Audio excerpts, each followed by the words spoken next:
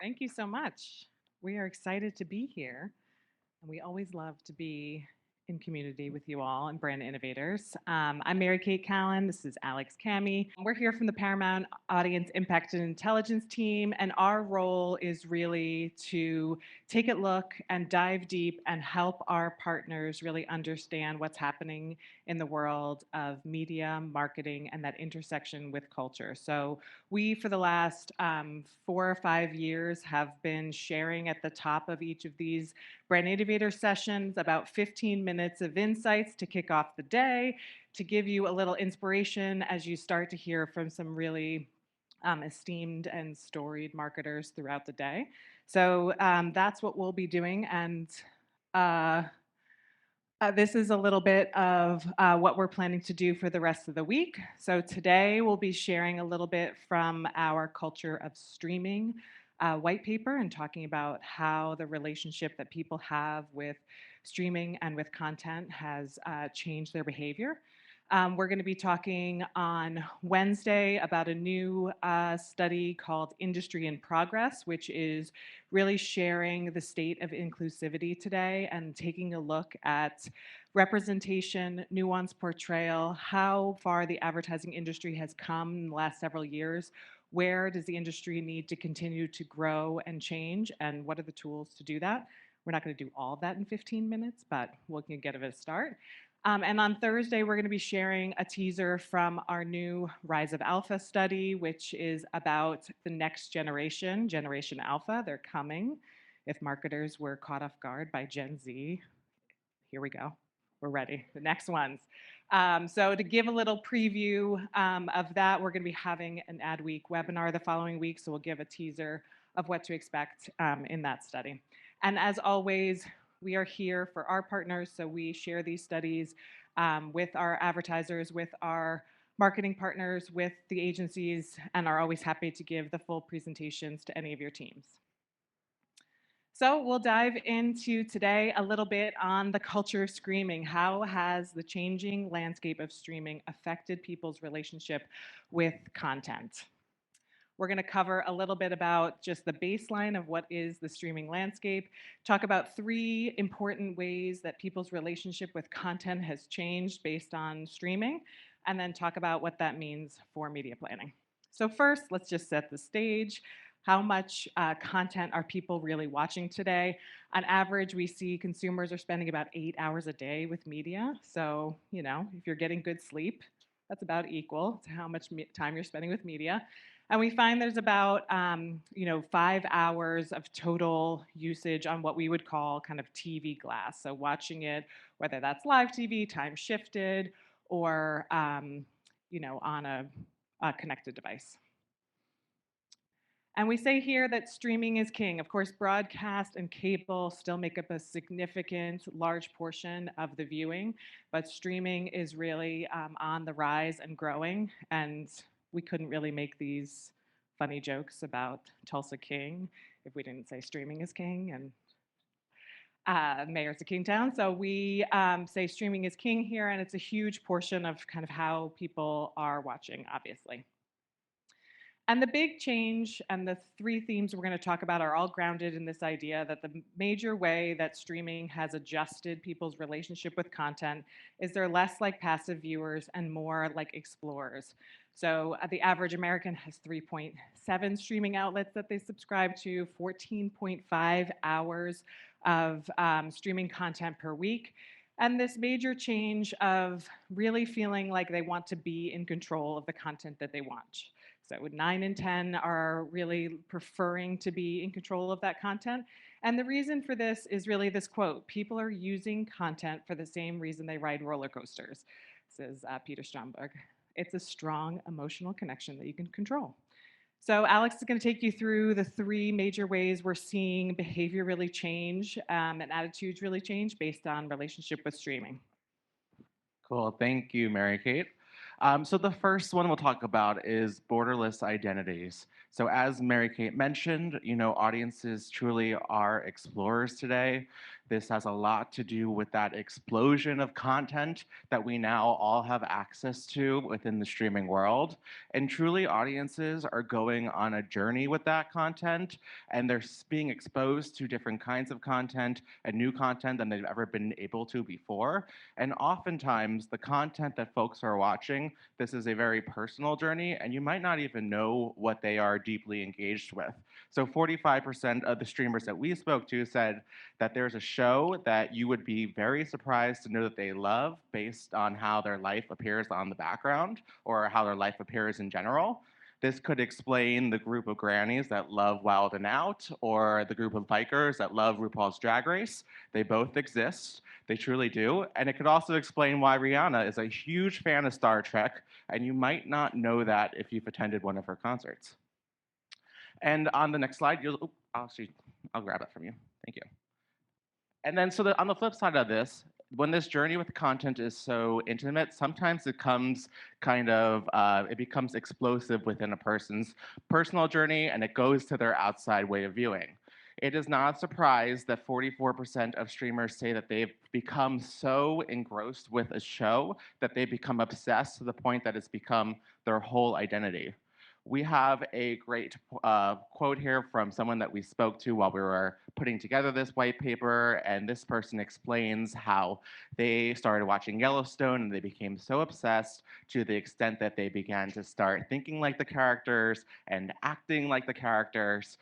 So if you see an influx of 25-year-old females like this person who told us there that are starting to look like and act like Kevin Costner, you might know why now. But really, this kind of explosion of obsession when it comes to content is not just in how you express yourself to your own identity, but also how you live your life, whether it be decking out your truck, your Ram truck with the Dutton logo, or decorating your home to make it look like you're on the set, or even naming your children for some of the characters. One of the most used names, according to the Social Security for last year for children, is Dutton. So we'll see we'll see a lot of Duttons coming up in preschool soon. And the second, really change in relationship here is this concept of mood management. So as the relationship with content becomes less passive and audiences are really starting to be in control of what they're watching, they're using it as a therapeutic experience. And now we've seen folks throughout, the US and the world be more in line with their emotions, more understanding of their emotions ever since the pandemic, which was a big trigger for that. And they've used content as a way to regulate their emotions and have specific experiences. So 56% of streamers say that they use content as a form of therapy for the things that they stream, and they're really curating a specific mood list and mood boosting moments for them. So they're not just, watching content, to just willy-nilly change their emotions. They know the content that they can choose to access certain emotions. Over 2 in 3 streamers say they have a feel-good show that they know that they can go to help them feel a little bit happier. And it's a major trend right now with folks curating and sharing their own lists of content, like you'll see in this video, to help regulate their emotions.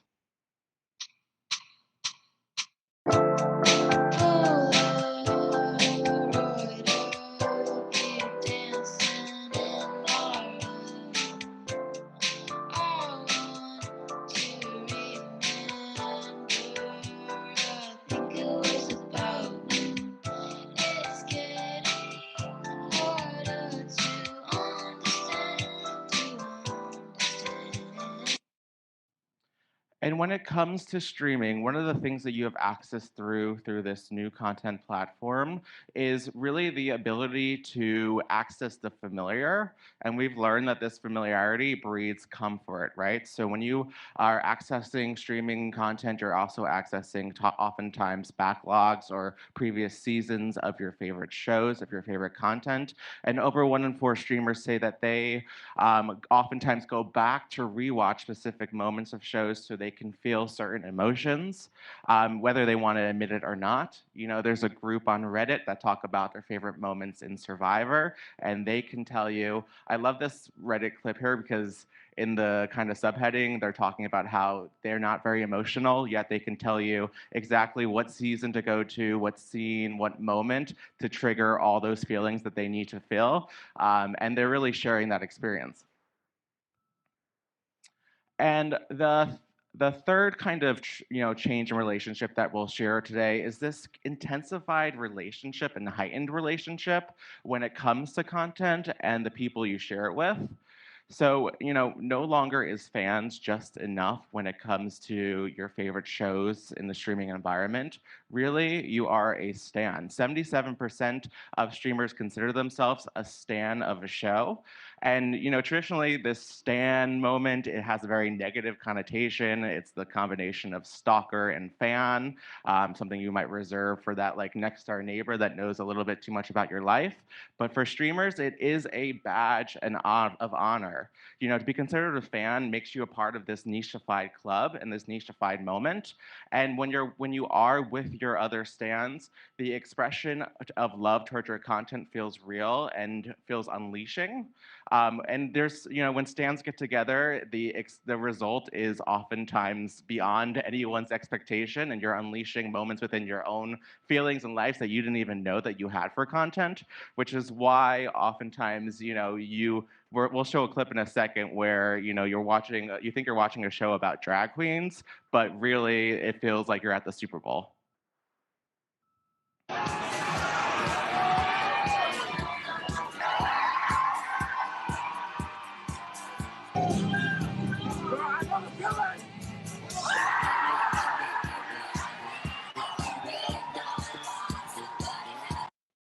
If anyone has not been to a RuPaul's Drag Race streaming or viewing party at a bar, I highly recommend it. It is the most electrifying moments of your life. It is wild. I will take you, and it's great. Now, not only do our relationship with the content really deepen, it's our relationships with other people that watch the content that grows and is allowed to grow in the streaming environment. 38% of streamers say that they have had deepened relationships and connections with other people because of the shows that they stream together. We spoke to countless folks, like this quote here from this man who shared a similar sentiment. This person tells us about how the relationship with his wife really began through unlocking a loved obsession with reality shows, and really being able to watch those reality shows together. And it's created a base for relationship. And this is a sentiment we heard over and over, in this ability to grow your relationships along with the content that you stream together, really brought to kind of like an ultimate moment on the photos that you see there, where this couple took their relationship to the next moment, to the next stage, got married, but also took their love of Star Trek to the next stage and got married aboard the Enterprise. So I'll pass it back to MK, to Mary Kate, who will, take you through some moments that we can apply some of these lessons into our own work. Great. So, what does this mean for media planning if people's relationship with streaming content is changing their behavior and the way that they're watching and the way that they're connecting with each other? So, the first is to really rethink audience first targeting and really think about undoing our assumptions about who is watching based on how they look or their demographic profile. So, starting to undo those assumptions and think differently about how you can do more specialized targeting around understanding shared interests, their love for your brand, their love for other brands, to be able to find people where they are as opposed to making assumptions about what they're watching. The second piece is about really prioritizing popular programming. So we have so much conversation about fragmentation and how people are watching things all over the place and that could be so personalized to them. But there are both these moments of coming together around popular programming and this point we talked about in terms of that mood management and watching that comfort programming and thinking about how you can bring people to feeling a certain way through comfort programming that can really be beneficial for your brand. And the third piece is really about supporting those fans, really helping to build relationships between a shared love of content, between the way that people can connect with each other more thoroughly because of the content that they love, and thinking about how, as a brand, you can amplify that experience within the content and within the show. This is just an example from iCarly, where Nickelodeon really listened to the fans to think about how to relaunch the show and what kind of storyline they wanted to see and what kind of relationship they wanted to see unfold. So that is it for us. We just do a little 15-minute teaser each morning of a few insights to hopefully get your brains going. Again, you can certainly reach out to us through your Paramount rep if you have any interest in seeing any of these presentations more thoroughly. And we hope you'll check us out for the rest of the week with Industry in Progress and Rise of Alpha. Thank you.